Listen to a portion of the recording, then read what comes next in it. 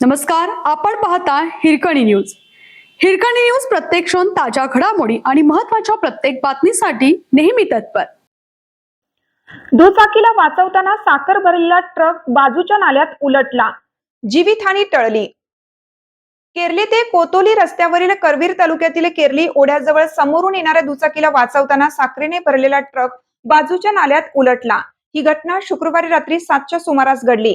सुदैवाने जीवितहानी झाली नाही. ट्रकचे 2 लाखाचे नुकसान झाल्याचा प्राथमिक अंदाज आहे.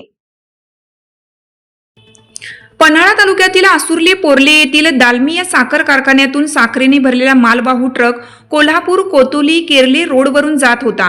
केरली ओढ्याजवळ ट्रक आला असताना समोरून येणाऱ्या दुचाकीला वाचवण्याच्या प्रयत्नात रस्त्याकडेला नाल्यात ट्रक गेल्याने उलटला. ट्रक चालक सागर भांडवलकर यांनी प्रसंग अवधानामुळे अनर्थ टळला. रिमझिम पावसात समोरून येणाऱ्या दुचाकीला वाचवताना ब्रेक मारल्यानंतर ट्रक 50 फूट घसरत जाऊन उलटला. ट्रकमध्ये अंदाजे 25 टन साखर भरलेली होती.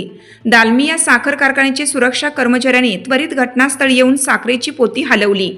हिरकणी न्यूज करिता किशोर गायकवाड, कोल्हापूर. आपल्या हिरकणी न्यूज चॅनलला लाईक करा, शेअर करा आणि सबस्क्राईब करायला विसरू नका आणि रहा अपडेट.